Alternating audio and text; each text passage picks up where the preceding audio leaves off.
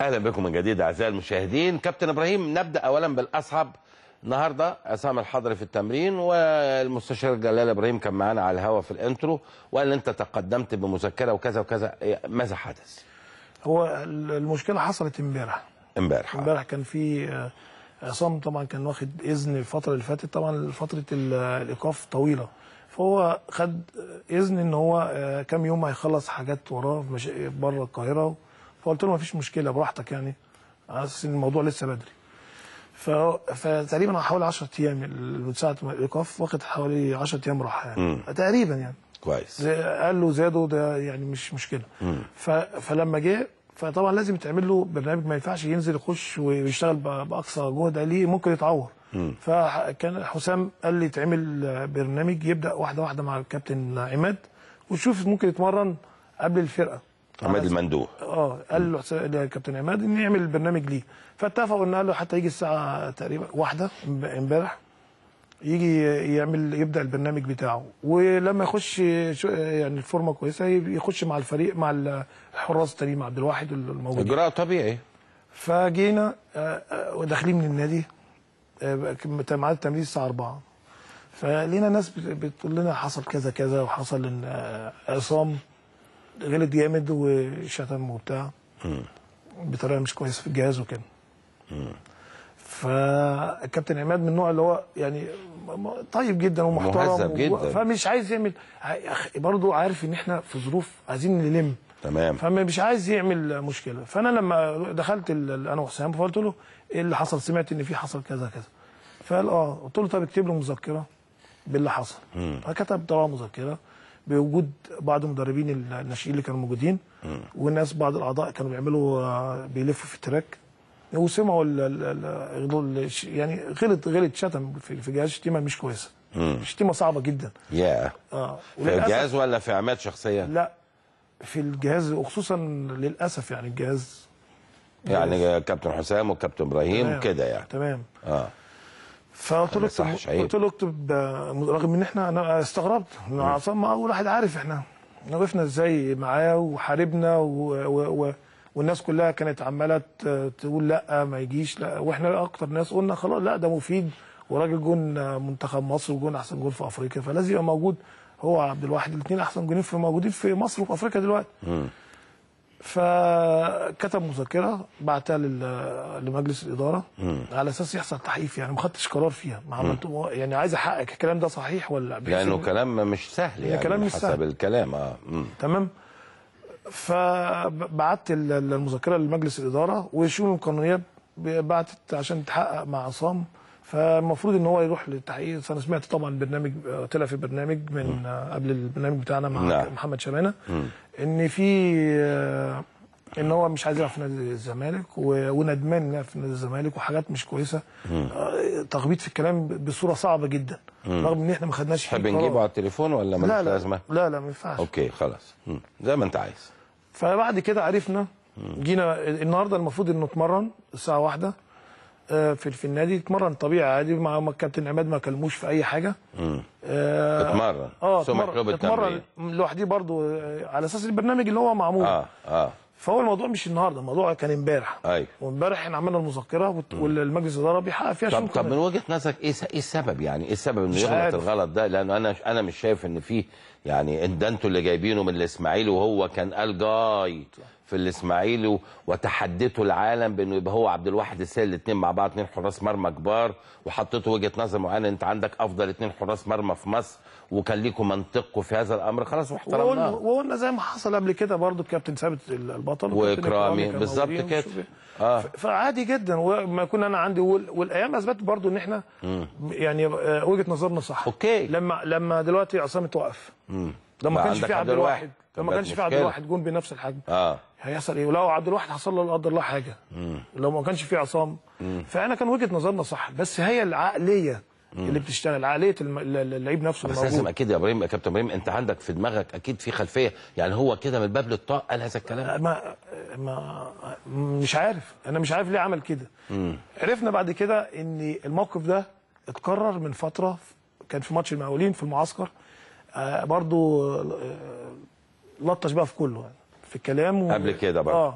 ماتش المقاولين اللي فات. وكان هو موقوف ولا كان مش موقوف؟ لا كان موجود. كان موجود بس ربما عشان ما لعبش. كان في المعسكر، احنا كنا لسه ما جيناش، وهم قاعدين مع اللعيبه مع بعض في الريسبشن، وبرده كان صوته عالي جدا وغلط في كله بقى، غلط في النادي، في كيان النادي وفي الجهاز وفي كل حاجه. طب وما اتعملش معاه تحقيق او حاجه؟ حتى اللعيبه انا لسه عارف الكلام دوت قريب. برضه اللعيبه كانوا قلقانين والجهاز مش عايزين يعملوا مشاكل، فابتدى الناس قالوا لنا حصل كذا كذا كذا، واحنا كنا مخبيين عشان الفرقه واستقرار الفرقه عشان المنافسه وكده.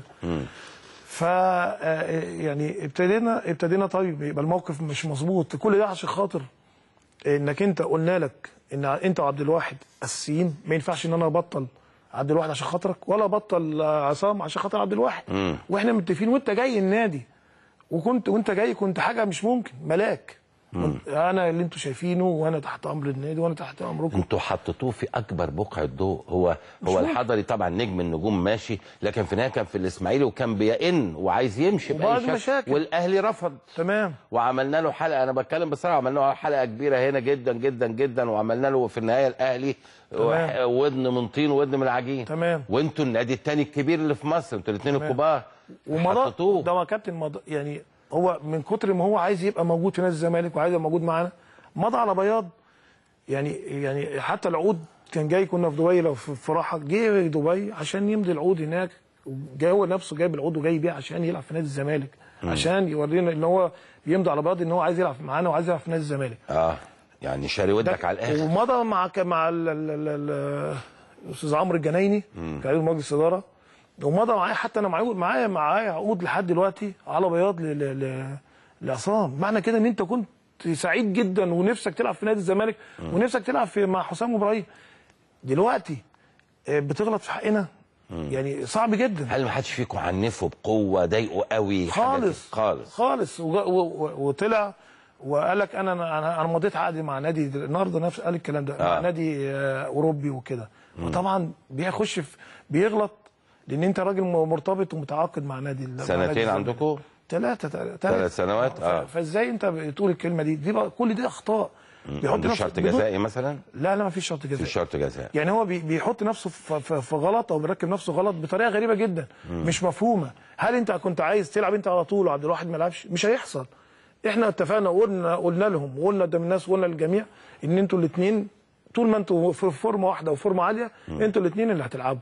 يعني انت هتلعب مع الماتش دوت المناسب ليك، الماتش دوت مناسب لعبد الواحد، فمفيش تفرقه بينهم هما الاثنين. واضح ان ده ازعجه، فهو واضح كده بصراحه. فجه بعد كده قال لك لا، انا لما جه عبد الواحد عشان يلعب الماتش كان قبل ماتش المقص لحد ففي لعب الفتره دي. فطبعا مش زعلان ومش وعايز. انتوا ركبتوا تقريبا عبد الواحد ماتشين ورا بعض او حاجه زي كده. هو لعب 3 قبليها. وعبد الواحد ما كانش. لعب اول ماتش وهو لعب 3، وبعدين هو جه لعب عبد الواحد لعب ماتشين، وبعد كده قعد واعتذر. عملنا اجتماع واعتذر لزمايله على كل اللي عمله، ان هو اخطا وعلى صوته وغلط. طبعا ما قالولناش بالتفصيل ايه اللي قاله. بعد لما حصل الحدث منه بتاع امبارح ده، قالوا لنا الاحداث كلها ان غلط في حقنا بطريقه مش كويسه، وفي حق النادي وفي حق زمايله. وبعدين ابتدى في نوع من انواع السخريه على زمايله وعلى النادي وعلى تاريخ وعلى الكلام ده. يعني فطبعا انا استغربت. ده احنا اكتر ناس انا وحسام حاربنا عشانك، وقلنا ان انت راجل هتيجي اضافه للنادي واضافه لنفسك، اضافه كبيره لنفسك زي ما حضرتك بتقول. طبعا بعد مشاكلك مع الانديه. انت المفروض اللي هو من الذكاء انك ما كانش لازم يقحم نفسه في المشاكل دي، لانه خصوصا ان الناس يقول لك شفت بقى لما عشان مش قلنا من الاول ان ما يلعبش، والراجل دوت اخطا في حق انديه كتير ثانيه، هو الخسران مش احنا 100%. لا موقف. ومع ذلك احنا كل اللي عملناه ان احنا عملنا يا كابتن، بعتنا مذكره عشان يتحقق معاه.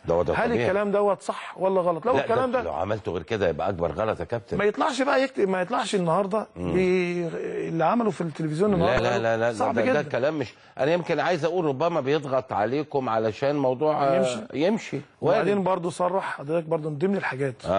حضرتك اكيد متابع. نعم. من فتره اول ما طلع القرار بتاع الايقاف ده قال لك انا يعني هو مبسوط ان هو القرار ده جه في الوقت دوت اللي ما فيش التزامات او في ماتشات مع المنتخب.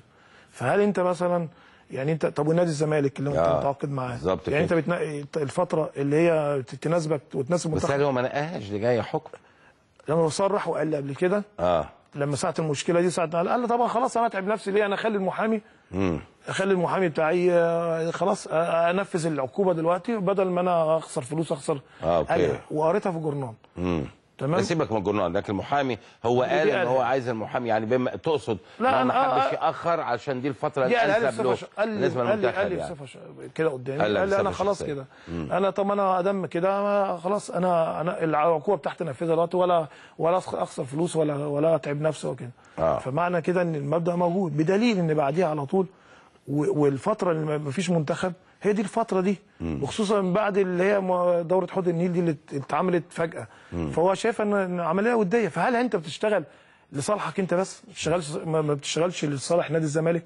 فدي ما دي الايام بتثبت الكلام دوت. لا بس هو خطا غير مقبول اطلاقا بصراحه يعني، ولا بد من التحقيق معاه ولا بد انه ياخذ جزاء اللي يناسب الخطا، بما ان هو طبعا ما فيش حاجه تبرر الخطا، لكن كمان انتوا وقفتوا معاه مواقف في منتهى الرقي، وانا باؤكد ان انتوا انتشلتوه من غياهب الظلام. يعني زي ما الاسماعيلي جابه من سيون وهو متلج هناك واداله وضع جيد جدا، اسماعيلي نادي كبير ده اكيد، لكن هو جه في الاخر ومش قادر ونفسه في اهلي او في زمالك، الاهلي اداله ظهره، انتوا فتحتوا له صدركم وبالتالي راح لاكبر بقعه ضوء موجوده في كاس. وكان يا كابتن مدحت يعني معلش مرفوض تماما من المجلس الاداره ان هو يبقى موجود. كان مرفوض تماما عندكم في نادي الزمالك. القصه ان احنا عبد المنصف طبعا حطينا في الموقف دوت ان هو اصر من اول السنه ان هو مش موجود، وعمل هيقدم شكوى، هدد انه يقدم شكوى لو ما كانش نسمح له ان هو يمشي يروح نادي الجونه. بالظبط طبعا عارف القصه دي. طبعا في الاخر خالص برضه بيتقال ان هو اللي مشي او مش بيوضح للناس هو مشي ازاي. يعني الناس برضه لازم تفهم عبد المنصف لو هو اللي حطينا في الموقف ده، لو منصف موجود عادي جدا الباب ده ما كانش هتدوروا على الحضري خالص. فانا المفروض ان في حد موجود مع عبد الواحد. سيبنا الاختيار برضه. وانتوا بالسعود الاول كمان. ما انا عايز اقول معلومه للجمهور والناس برضه الاعلام ان احنا سيبنا الباب لما لقينا اصرار من مجلس اداره رفض تام من الناس كلها، مجلس اداره وبعض معظم الناس الجمهور اللي كان موجود ان بلاش عصام. تمام، قلنا لهم خلاص الراجل ده عايز يمشي، ما ينفعش يمشي الا عبد المنصف الا لما يكون في جون بنفس المستوى يعتمد عليه بالظبط. فتحاولوا مع ابو السعود طبعا غالوا في المبالغ الكبيره فصرفوا نظر عنه فراح الاهلي. اتكلموا في برضه اللي كان الناس بترشح للنادي، مثلا كان في رمزي صلاح، كان في رامي شعبان، غرباوي افتكر كمان حاجات كده. فطبعا فلما لقوا الامور كلها خلاص قفلت فطبعا احنا كنا عايزين، انا بقول بصرف النظر عن المشاكل، بصرف النظر انا بحب ادي كل واحد حقه. ايوه. لان عصام الحضري من احسن الاجوان اللي جت في تاريخ مصر. فاش فصال. لما يكون كوره بس مركز، انما العقليه بتاعته التفكير بتاعه بيخسره كتير. طبعا. فقلنا طبعا احنا اتبسطنا اللي هي ايه، خلاص ما فيش حد ويبقى عصام، والحاجه الراي اللي احنا كنا عايزينه خلاص الناس اقتنعوا بيه. فبسطنا ان عصام جه، حتى لما جالنا على المعسكر في المانيا تقريبا. بالظبط. تمام. وجالكوا جاري وجالكوا جاري وهو ما كانش ده واحد ده ما استناش حتى النادي يجيب التذكره، ده واحد راجل صديق لينا وزملكاوي هو اللي عمل حتى تذكره الطياره. عمل تذكره هو مع شنكر ما شاء الله. جاري قال لك الحق عبد الواحد قبل ما يطلع والعود واي حاجه واللي شايفينه والمبالغ. فانا عايز افكره بحاجه ان انا وحسام وقفنا معاك جامد جدا وحاربنا وعشان تبقى موجود وعشان تبقى اضافه لنادي الزمالك واضافه لنفسك. وفي الاخر خالص ما ينفعش ان انا وحسام تتكلم بالطريقه دي علينا. لا في وسط الناس. انت غلطان يا عصام، غلطان يا عصام، غلط من ساسك لراسك. عايز اقول بقى حاجه يا كابتن ابراهيم، مساله هل هو بيضغط عشان يناير، بس خلينا على